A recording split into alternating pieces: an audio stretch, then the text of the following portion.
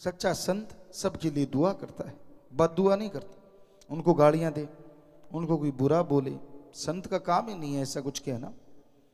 किसी से कोई पैसा नहीं, वो बताता है कि दीन दुखियों की मदद करो, और कोई उस रास्ते पे चल के दीन दुखियों की मदद करता है, बीमारों का इलाज करवाओ, भूखों को खाना खिलाओ, प्यासों को पानी पिलाओ, कोई भी ऐसा काम जो समाज भलाई का है, उस पे तन मन धन से इंसान जोर लगाता है, ये भी गारंटी है उसके बदले में वो माला माल जरूर होगा।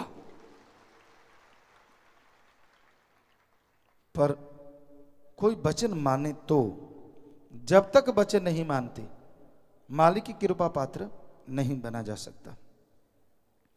तो वचन तो मानना पड़ेगा, और कोई टॉनिक नहीं है जो घोल के पानी में आपको चढ़ा दे। मन मर्जी ना चलो, कहीं तो मन को बरजो। संत पीर फकीर गुरु ने चलो कैसे भी आदमी की बात मान ली, एक इच्छा पूरी कर दी, फिर उसकी इच्छाओं का मक्कड़ जाल, ये नहीं मेरे को, वो नहीं फला, फला नहीं फला, और आखिर में नरक 100%। और कोई तरीका नहीं है। कहीं तो मानो, कहीं तो मन से लड़ो, कहीं तो रोको मन जालिम को कि भाई कहीं तो संतों की बात मान ले, बहुत मनमता चल रही है। नहीं मानना तो जाओ नरकों में। भाई संत कोई बद्दुआ नहीं देते, आपके कर्मों का फल है। संत ये भी गुस्से नहीं होते कि मेरी बात क्यों नहीं मानता।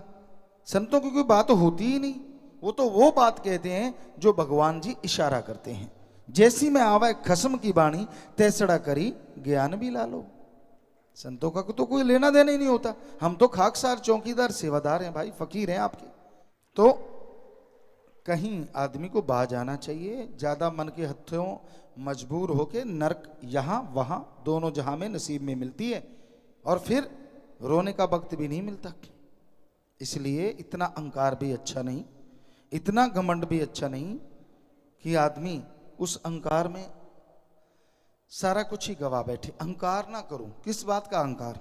साइंस आज बहुत तरक्की पे, पर रावण जितनी तरक्की अभी तक नहीं हुई है। कहीं आप सोचो चरम सीमा पे, ऐसी तरक्कियां बहुत बार हो चुकी हैं समाज में, इस दुनिया में, इस धरती पे। रावण सफल क्लोन ज्ञाता था, उसके 3 या 5 ही बेटे थे, बाकी सारे तो क्लोन थे। 1 लाख बच्चे बनाए थे उसने क्लोन, और सफल इतना था कि उन क्लोनों के आगे 1.25 लाख बच्चे थे। इतना जबरदस्त था वो साइंटिस्ट। जब चाहता था बरसात, सूर्य की रोशनी के साथ साथ चंद्रमा की रोशनी से खाना बना लेता था, और एटम परमाणु तो उसके कंधे पे रहता था। आज है किसी के कंधे पे? हो किसी के तो सारी दुनिया खत्म कब की हुई होती। सोच के देखो, जिन देशों के पास है वो ही फूले नहीं समाते, दूसरों को पैर की जुत्ती समझ रहे हैं।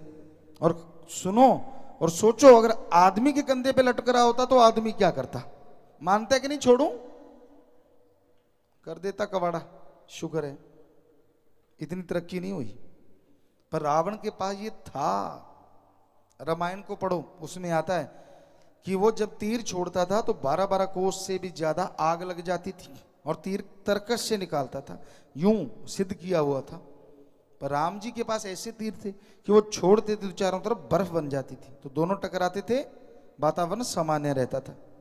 हमें लगता नहीं कि परमाणु एटम की अभी तक कोई तोड़ मिली होगी, हो सकता है मिल गई हो, लेकिन तब थी, सब कुछ था। वहीं पे फिर आते हैं कि आदमी को अहंकार नहीं करना चाहिए, कहीं बाज आना चाहिए, वरना अहंकार को ऐसी मार पड़ती है, वो तो क्या उसकी पुश्तें तक बुरा हाल हो जाता है, झेलती हैं उन चीजों को। तो इंसान को बताना संतों का काम होता है, सत्संग में आना आपका काम, बताना फकीर का काम, और अमल करना आपका काम। सुन के अमल कर लोगे। क्या अमल करना है? राम का नाम सुबह शाम, कम से कम आधा घंटा सुबह, आधा घंटा शाम, या घंटा सुबह शाम जरूर जाप किया करो। व्यवहार के सच्चे बनो। ठगी, बेईमानी, चोरी क्या कर लोगे? कितना पैसा पड़ा है विदेशों में, और उनके कपड़े वही कुर्ता पैजामा, दिखने में सादे। क्या कर रहे हैं वो? खाने हैं क्या? और हवा से निकल गई तो वो गए सारे की सारे की, और यहां रोटी के लिए लोग भूखे मर रहे हैं। तो आप क्या कर लोगे? ज्यादा ठगी, बेईमानी, भ्रष्टाचार करके क्या करोगे बताओ? बच्चों के पास गाड़ियां हैं, घर परिवार है, सब कुछ है, और क्या करवा दो? उनको सोने में मरना चाहते हो क्या? क्या पता कोई हाथ जोड़े बैठा और मन का इतना हावी हुआ पड़ा हो, पता नहीं क्या क्या चलता हो उसके अंदर। सुमन के बिना नहीं रुकेगा। सुमन तो करना ही होगा अगर मन को रोकना है। सेवा करते रहो और साथ में सुमन करो तो मन शैतान रुकेगा, वरना ये चलता रहता है, चलता रहता है टाइम की सुई की तरह। तो प्यारी साथ संगतियों, हमारा फर्ज प्रार्थना करना, अर्ज करना, आगे प्रवान करना ना करना आपकी मर्जी।